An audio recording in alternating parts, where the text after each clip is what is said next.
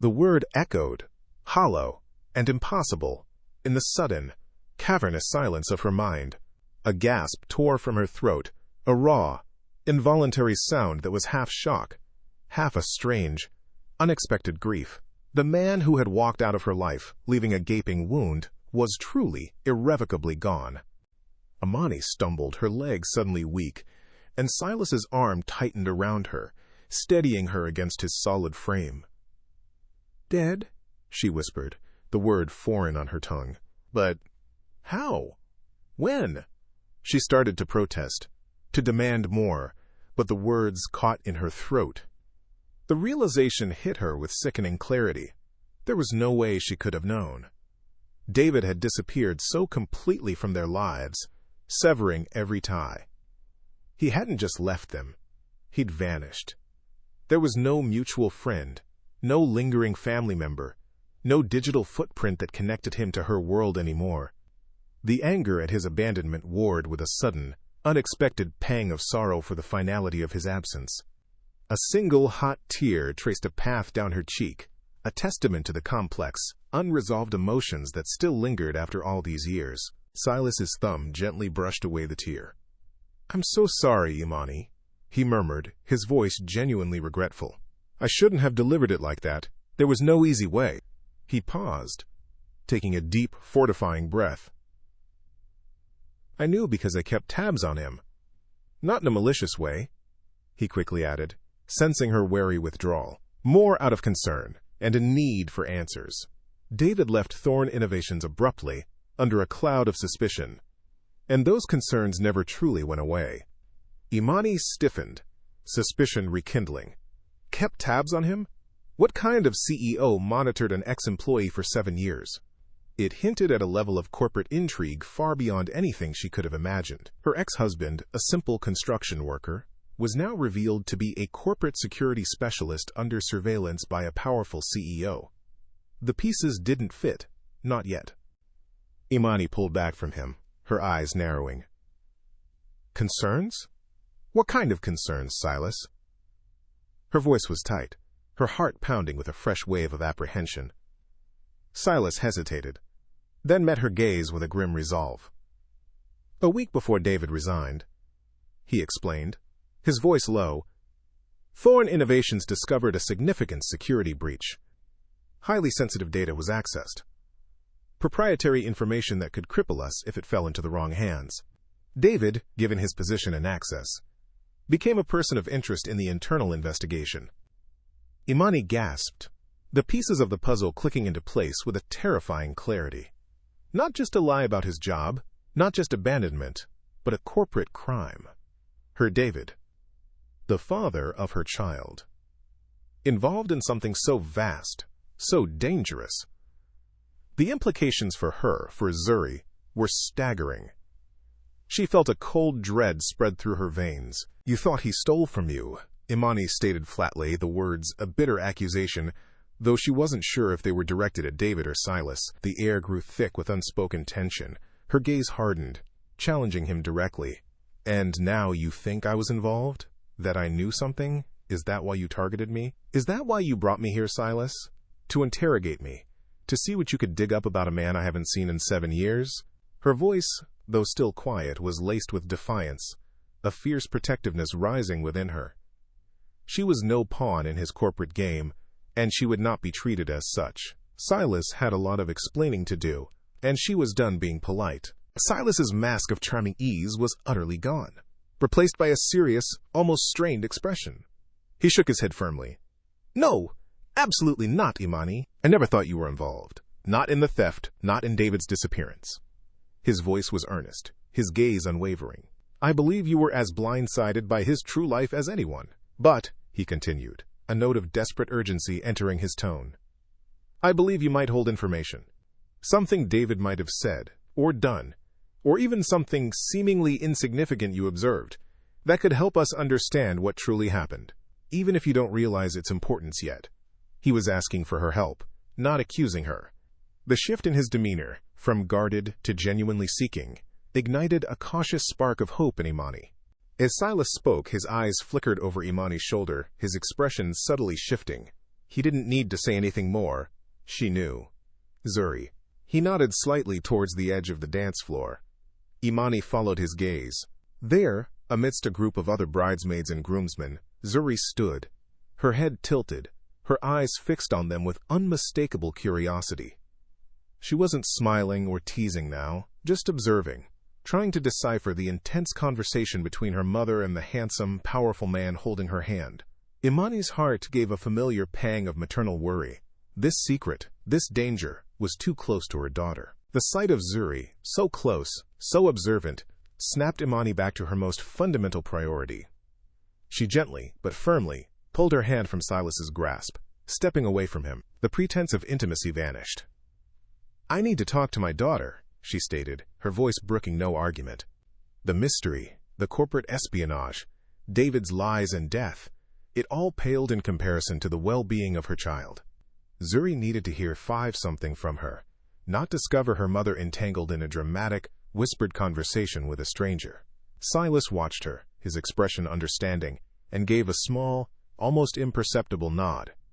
He knew that for Imani, Zuri would always come first. Just as Imani turned to move towards Zuri, Silas caught her hand again, his grip firm but not restraining. His eyes were intense, urgent. "Imani," he said, his voice dropping once more. "There's more you need to know about David, about why my family recognized your name, and why this is all resurfacing now." He paused, his gaze sweeping over the opulent room, then back to her. "Meet me at the bar in 10 minutes. I'll be waiting. You deserve the full truth." His words, a blend of command and plea, left her torn. The thought of more secrets, more shattering revelations was daunting, but the idea of leaving without understanding was unbearable. She had to know. Imani hesitated for only a moment, her gaze flicking between Silas's intense expression and Zuri's curious silhouette across the dance floor. Her daughter. Always her daughter. "After," she said, her voice firm, asserting her priority. "I'll meet you after I speak with Zuri. I need to prepare her." Silas nodded, his expression grave, acknowledging her decision without argument. He knew her priorities, and he respected them. He released her hand, and Imani turned, a knot of apprehension tightening in her stomach. The truth was coming, in pieces, and she had to decide how to present it, how to protect her daughter from its sharp edges. With a deep breath, Imani forced a smile onto her face, a brittle shield against the whirlwind of emotions churning inside her. She crossed the dance floor, her eyes fixed on Zuri. Her daughter, ever perceptive, noticed her approach immediately, her curious gaze softening into a familiar, knowing look. "Hey, Mom," Zuri said, her voice carrying a hint of amusement. Imani noted the keen eye for detail Zuri already possessed, a trait that would prove both a comfort and a challenge in the difficult conversation ahead. She knew her daughter had seen everything, or at least enough to warrant a full explanation. Zuri's mischievous grin spread across her face. "So," she began, her tone dripping with mock innocence, "who's the tall, dark, and handsome friend, Mom? And why were you two looking so intense?" Her eyes sparkled with playful curiosity. "I mean, Silas Thorne? The CEO? He never brings dates to these things. Everyone knows that. So, when exactly did this happen?" Zuri's questions, while teasing, were sharp, demonstrating a social awareness that made Imani both proud and slightly flustered. It was hard enough to process the revelations herself, let alone explain a fabricated romance to her intelligent, observant daughter. A blush crept up Imani's neck. This conversation was going to be even harder than she'd anticipated. Imani waved a dismissive hand, trying to deflect. "It's not a date, Zuri. It's complicated." She knew that wouldn't satisfy her daughter, but it bought her a moment. She needed to pivot, to gently probe for any information Zuri might inadvertently possess. "Listen," Imani said, leaning in conspiratorially. "I need to ask you something. You know your dad worked in construction, right? But did he ever, even once, mention a company called Thorne Innovations?" Zuri's playful expression immediately clouded over, replaced by a familiar resentment. The casual mention of her father, always a sensitive subject, had clearly struck a nerve. Imani instantly regretted her clumsy approach. Zuri's eyes, usually so bright, hardened with a pain Imani knew all too well. My father? She spat, the name laced with a bitterness that tugged at Imani's heart. He never told us anything real about his life, Mom. Not really, just empty promises and vague excuses. Her voice, though low, vibrated with a deep-seated resentment, the emotional wound of abandonment still raw after so many years. He was a ghost. He left us, and he never looked back. Why would he ever tell me about some fancy company? He just disappeared, like he never cared. Imani's heart ached for her daughter. David's lies had caused so much more than financial hardship. They had left a scar on Zuri's soul. Zuri's gaze, still sharp, met her mother's. "Were you and Mr. Thorne talking about Dad?" she asked, her voice quiet but perceptive. Imani hesitated, then sighed. "Sort of, baby. Yes." She reached out, taking Zuri's hands in hers, her touch firm and reassuring. "Listen, there's something I need to tell you about Dad. Something important, but not right now, not here. After the wedding, when we're home, and we can talk properly. Okay?" Zuri studied her mother's face, her own expression, a mix of apprehension and a dawning understanding. She nodded slowly. "Okay," she finally agreed. "But you have to tell me everything, and I mean everything, about Dad and about Mr. Thorne." Imani squeezed her daughter's hands, a wave of maternal protectiveness washing over her. She knew she had a difficult path ahead, but she wouldn't face it alone. Dr. Imani Reed watched Zuri's face, etched with a maturity that belied her years, and felt a pang in her chest. Her daughter had always been perceptive. "Mom," Zuri said, her voice soft but firm, "is this about Dad? Is he trying to contact us again?" Imani quickly shook her head, the very idea sending a shiver down her spine. "No, baby, it's nothing like that, I promise." She squeezed Zuri's hand. "We'll talk later, okay? After the wedding. I need to get all my thoughts straight first." Zuri studied her mother's face, her brow furrowed with a worry that mirrored Imani's own. The young woman nodded slowly. "Okay," she conceded, a hint of resignation in her tone. "But I want to know all of it. About Dad, and about Silas, too."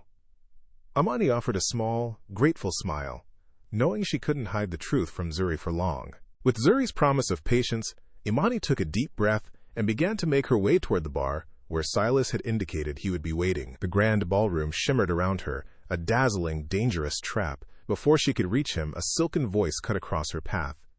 "Dr. Reed, such a pleasure to see you again." Imani turned, her heart sinking. Genevieve Thorne stood before her, a glass of champagne in hand, her smile too wide, too bright, too polite. It barely touched her eyes, which were sharp and calculating. "I was hoping we might have a moment to speak, privately." The words were an invitation, but the tone was an order. Imani's weariness intensified. "Of course, Mrs. Thorne," Imani replied, her voice carefully neutral, though her internal alarm bells were screaming. She had no doubt what this private conversation would entail. Genevieve took a sip of her champagne, her gaze sweeping over Imani, assessing every detail. "Tell me, Dr. Reed," she began, her tone dripping with practiced charm. "Silas mentioned you met through mutual friends, but I must confess I'm rather curious about the details. Silas is quite particular about his social circle, you see, and I don't believe I've seen you at any of our usual gatherings." Her smile tightened. "How did you really meet my nephew?"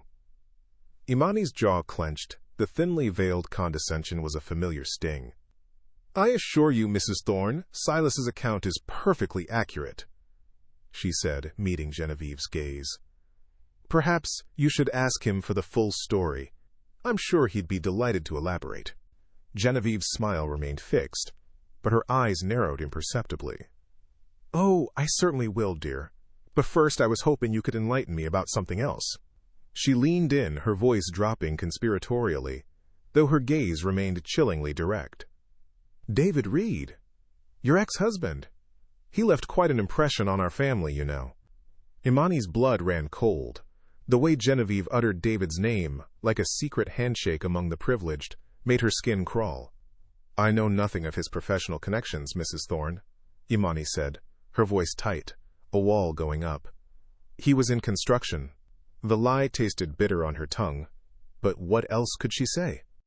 Genevieve chuckled, a brittle, humorless sound. Her gaze drifted past Imani, landing on Zuri, who was now laughing with another junior bridesmaid near the main table. Imani's protective instincts flared. "Construction, you say?" Genevieve mused, her eyes still on Zuri. "How interesting, because David Reed worked for Thorne Innovations.